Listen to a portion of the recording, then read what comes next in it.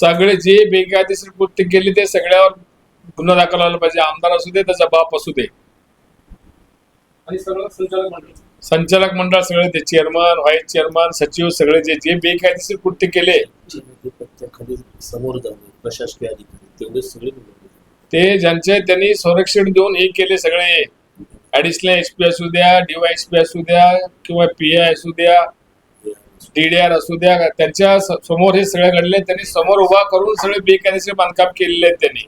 म्हणून त्यांच्याजवळ त्यांना निलंबित करा किंवा नोकरीतनं काढून टाका त्यांना, असं आमची मागणी आहे. काय विशेष आहे ना, म्हणजे सत्तेमध्ये तुमचं होतं नाही, तुम्हाला इथं स्थानिक पातळीवर संघर्ष करावा लागतो. करणे आणि कथनीमध्ये फरक आहे असं म्हणजे मग दिसतेच की मग करणे आणि कथनीमध्ये फरक आहे. दिसतंय म्हणून तर आम्ही तुमच्या समोर आलो ना. शेवटी तुम्ही पण 14 स्तंभ आहे लोकशाहीचं. निदान तुम्ही तर जिवंत आहे असं आम्हाला वाटतं म्हणून आम्ही तुमच्याकडे न्याय मागायला आलो. तुम्ही द्या न्याय आम्हाला. कुठं आवाज तुम्ही आमच्या मार्फत आम्ही जे जे काय सांगितलं ते आम्ही आमच्या जर चुकीचं असलं तर सांगू नका. जे नियमानुसार आहे, कायद्यानुसार आहे ते व्हायला पाहिजे. वरिष्ठांच्या गाडी घालणार आहे, आता जाणार आहे आम्ही. एकनाथ शिंदे साहेबांकडे जाणार आहे, शिष्टमंडळ जाणार आहे आम्ही.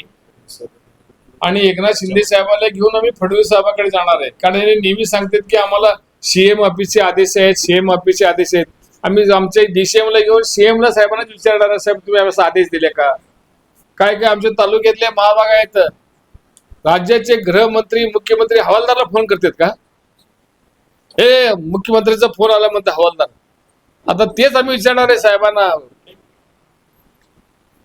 फडणवीस साहेबांना. कारण मी पण गृहराज्यमंत्री होतो.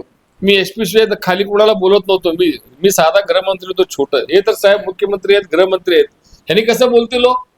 म्हणजे हे कोणाला येड्यात काढलेत, कोणाला फसवले त्यांनी, कोणाची किंमत कमी करू. राज्याचे मुख्यमंत्री गृहमंत्र्यांची किंमत करते. त्यांनी बोलतात त्यांनी होतं की नाही तेच विचारायचं ना जाऊन.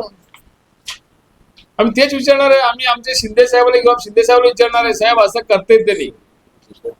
सोलापूर जिल्ह्यात आणि अक्कलकोट तालुक्यात तर जास्त ओलालंय सगळे. म्हणून आम्ही साहेबांना विचारणार, एकदा सूक्ष्म शोध ना त्यांच्या नावाने बाकी कोण करते का, किंवा खालच्या PA ला OSD ला हाताशी धरून काही मसाला देऊन त्यांना इकडे फोन करायला लावतं का? कारण त्यांना माहित आहे CM ऑफिस कडनं फोन आला तर कुणाची हिंमत आहे? SP असू द्या, कोण CP असू द्या किंवा जिल्ह्याचे प्रमुख कलेक्टर विचारता काय CM ला, साहेब तुम्ही फोन करायला लावला होता का म्हणून?